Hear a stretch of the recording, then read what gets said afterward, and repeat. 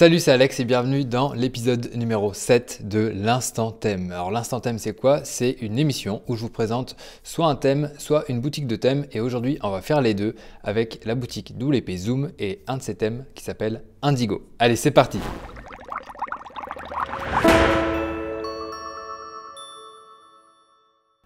Alors, on va passer tout de suite sur mon écran pour voir à quoi ressemble WP Zoom.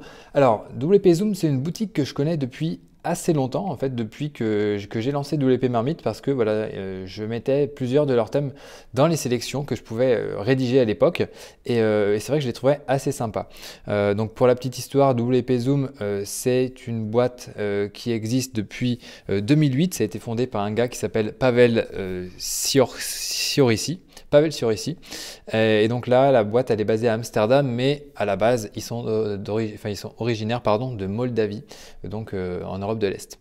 Voilà un petit peu pour la boutique. Ils proposent donc des thèmes de niche, c'est-à-dire des thèmes qui correspondent à un certain secteur, qui peuvent, là on le voit ici, hein, pour plus tout ce qui est blog, restaurant, magazine. Là, c'est portfolio vidéo. Là, c'est du portfolio business ou commerce. Voilà, tout est écrit en dessous.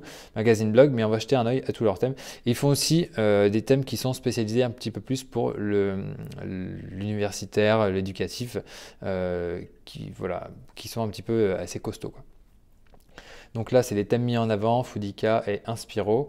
Voilà, les autres, on va regarder rapidement parce qu'ils en ont pas mal. Nous, tout à l'heure, voilà, on va s'intéresser à Indigo, qui est un thème WordPress magazine et blog. Mais on va voir qu'il fait aussi e-commerce. Donc on aura l'occasion de le regarder en détail. Donc pour les autres, voilà ce que ça donne. On regarde un petit peu, voilà, ça c'est pour du restaurant, je vous en parlais tout à l'heure.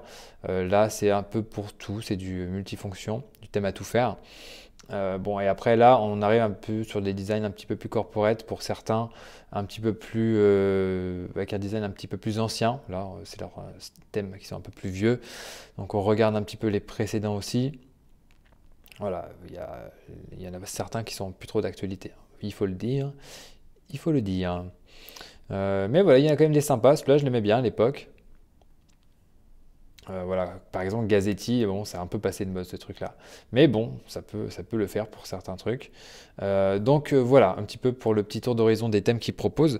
Donc WP Zoom, ils ont plus de 50 000 clients répartis dans 150 pays. Donc voilà, c'est sûr que depuis 2008, ils ont eu le temps de se faire connaître un petit peu.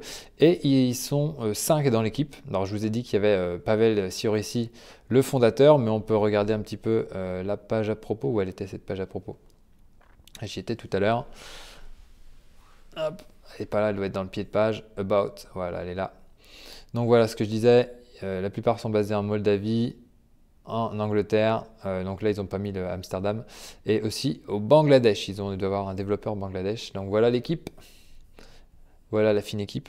Donc voilà. Qu'est-ce que je voulais vous dire d'autre sur WP Zoom? Oui, alors du coup, c'est des thèmes qui sont vraiment nichés.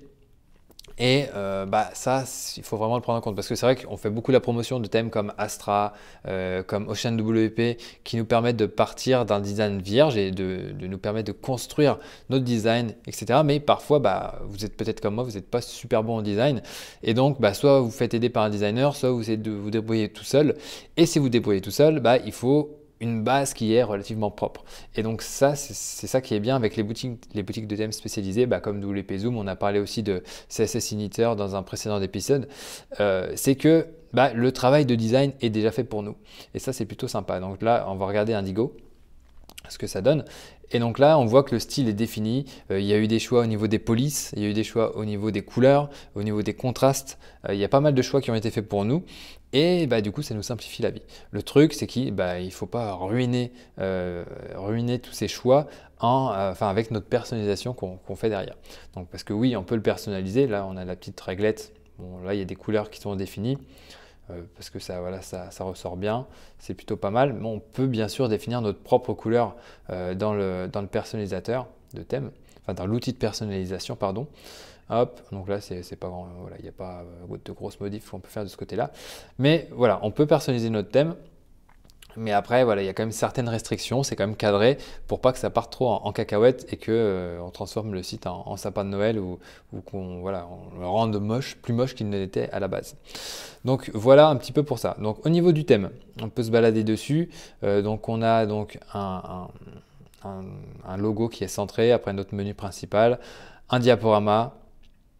Alors la page d'accueil, on peut la personnaliser intégralement. Donc je vais vous montrer un petit peu comment ça se passe.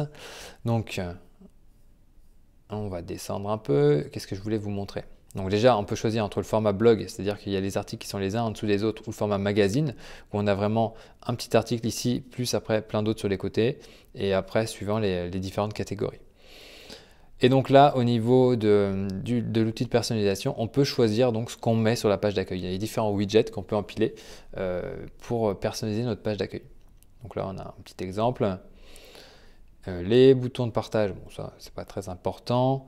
On peut avoir une navigation entre les articles avec des belles miniatures, donc ça c'est plutôt sympa.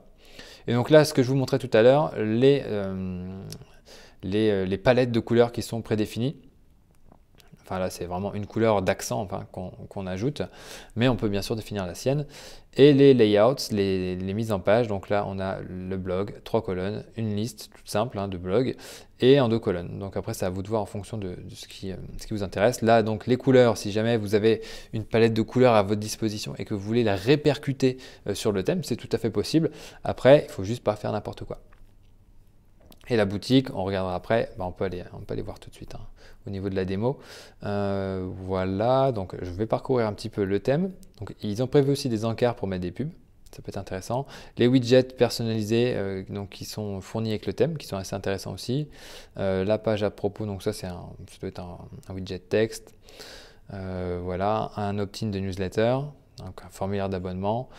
On peut inclure voilà, pas mal de choses dans notre barre latérale. Donc là, on est en mode magazine. On a même un petit diaporama là, avec des articles. Voilà, on a un pied de page assez imposant avec un widget Instagram, donc qui repioche des photos de votre compte Instagram.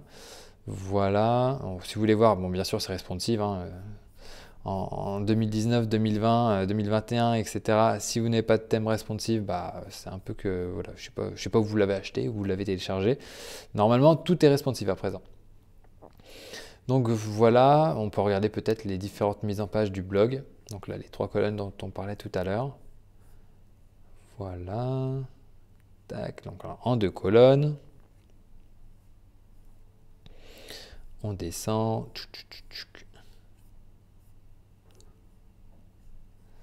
Voilà, après c'est assez simple, mais voilà, j'aime bien les thèmes de WP Zoom, c'est assez élégant, c'est assez bien pensé, c'est propre. Alors, on peut regarder ce que ça donne au niveau d'un article seul. Alors ce que j'aime pas trop là, c'est la petite roulette, là, quand j'ai changé de page, j'aime pas trop voir ça. Alors, après ça c'est personnel, mais voilà, j'aime pas trop voir ça. Donc voilà, c'est plutôt sympa. Voilà, voilà donc la fameuse navigation pour aller sur les articles précédents et suivants. Hop, il y a des images qui se chargent. Alors là, il y a un truc qui devrait se charger, à mon avis, c'est plus des articles recommandés. Je ne sais pas ce qui se passe. C'est peut-être un bug. À mon avis, c'est un plugin qui est en plus qui ne fonctionne pas bien. Donc là, le formulaire de commentaires. Bon, voilà, c'est assez basique, mais c'est propre. Ça permet d'avoir un design correct. Donc ça, c'est les catégories. Donc voilà, chaque catégorie. Là, ils ont choisi la mise en page en 2 colonnes. Vidéo, voyons donc ce que ça donne de ce côté-là. Donc là, c'est une catégorie vidéo, je pense. Tac. Et donc là, la boutique. Donc la boutique, bon, c'est pas extraordinaire, mais c'est quand même mieux que la mise en page de base de WooCommerce. Donc voilà, on a une seconde image qui s'affiche lorsqu'on est au survol. Les boutons d'ajout au panier sont plutôt sympas. On regarde ce que ça donne au niveau de la page produit. Donc là, voilà, c'est basique, ça fait le boulot. C'est plutôt cool. Voilà. On a une bonne intégration de WooCommerce. Ça veut dire que ce n'est pas une intégration exceptionnelle, mais c'est pas mal. Donc là, si j'ajoute au panier, il faut que je choisisse, oui, c'est mieux. Je choisisse une couleur et une taille. Hop. Voilà, maintenant je peux l'ajouter au panier. Donc je l'ai ajouté au panier, je vais cliquer pour voir un petit peu comment est faite la page panier. Voilà, le style est propre. Ok. Je vais sur la page de commande. Et voilà, là, ils n'ont pas personnalisé grand-chose sur la page de commande. Donc là, bon, je ne vais pas payer non plus. Hein, c'est un site de démo, il ne faut pas abuser. Et donc, voilà pour le petit tour. Qu'est-ce que je voulais vous dire d'autre? Donc voilà, c'est plutôt pas mal. Un bon point pour ce thème-là. Je pense que voilà, même leurs autres thèmes sont aussi intéressants en fonction de vos besoins. On peut retourner y jeter un œil rapidement. Foodica est assez sympa. Aussi, donc là je vais pas lancer la démo, mais je vais regarder vite fait les options. Ce que je trouve sympa aussi, c'est que à chaque fin de page de présentation de thème, alors là je vais descendre parce qu'il y a du fluo. Là ils mettent des clients, ils mettent en avant des clients qui utilisent leur thème. Donc ça c'est plutôt intéressant. On peut avoir différentes intégrations. Donc là si on regarde celui-ci, vraiment au hasard, on va en regarder 3. Et celui-là il se démarque un peu. Alors est-ce que l'intégration est correcte? Je ne sais pas. On va voir ce que ça donne. Donc voilà, là c'est leur thème Foodica, c'est plutôt propre, ça reste minimaliste et bah, ça fait le boulot. Donc là apparemment c'est un site un peu dédié au fitness. Donc là on me propose de m'abonner, je ne sais même pas ce que c'est. Alors là c'est des choses sur la naturopathie. Bah, c'est plutôt bien intégré aussi, hein, je ne vais pas trop naviguer, mais si je regarde cet article... Ouais, là j'aurais peut-être fait en sorte d'avoir des lignes un peu moins longues, mais voilà, c'est plutôt pas mal. Alors celui qui me fait le plus peur, c'est lui. La coquette éthique. Ah bah tiens, c'est français. C'est juste parce qu'en fait les contrastes entre le vert et le rose sont sont justement pas assez, c'est pas assez contrasté. Mais bon, ça va. J'utiliserais juste un rose un peu plus foncé, mais sinon c'est plutôt cool. Là, la barre latérale est un peu longue. Il faudrait peut-être tailler un peu dans la masse, mais peut-être qu'à côté des articles, ça s'intègre bien. Si les articles sont suffisamment longs. Ouais, non. Bon, il faudrait soit faire des articles plus longs, soit réduire un peu la barre latérale. Mais en tout cas, voilà, c'est pas trop crado non plus. Voilà, bah, donc ça aura permis de parler du site de Caroline. Bah, salut Caroline, si tu passes par là, on a parlé de ton site dans une vidéo de Double Épée Marmite. Donc bah, voilà pour Double Épée Zoom.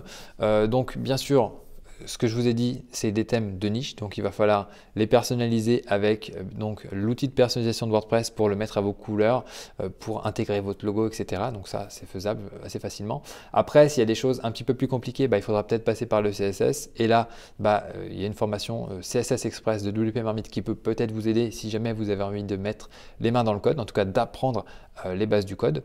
Il y a aussi une fonctionnalité, je ne vous en ai pas parlé, pour intégrer en un clic la démo. Donc si jamais la démo vous plaît, vous pouvez l'intégrer. Après, le truc, c'est que vous allez devoir retravailler cette démo, supprimer des choses. Faites attention de ne pas laisser des choses de la démo en ligne une fois que votre site sera prêt. La boutique en ligne est plutôt sympa. Donc vous n'êtes pas forcément obligé de l'utiliser tout de suite, hein, mais si vous avez un blog, un magazine et que vous, plus tard, vous imaginez peut-être lancer une boutique, eh bien, pensez à prendre un thème qui est optimisé un minimum pour vos commerces. Ça pourra être utile, ça vous évitera de changer de thème à ce moment-là. Ça serait dommage de changer de thème juste pour ça. Et regardez aussi les autres thèmes de WP Zoom. Il y en a des sympas, comme par exemple Foodica. On l'a vu rapidement en fin de vidéo. Et puis voilà, il y en a plein d'autres. Je ne les connais pas tous, mais jetez-y un œil en fonction de vos besoins et faites votre choix et bah, lancez-vous. Et voilà, nous voici arrivés à la fin de ce nouvel épisode de l'Instant Thème avec WP Zoom. Donc, qu'est-ce que j'ai à vous dire à part de vous abonner à la chaîne YouTube de l'EP Marmite pour recevoir les futurs épisodes et bah, aussi de mettre un petit commentaire pour me dire ce que vous en avez pensé. Ça mange pas de pain et bah, c'est plutôt sympa. J'aime bien avoir des retours pour savoir si les vidéos que je vous mets en ligne vous plaisent. Donc sur ce, je vous dis à très bientôt pour un prochain épisode. Ciao!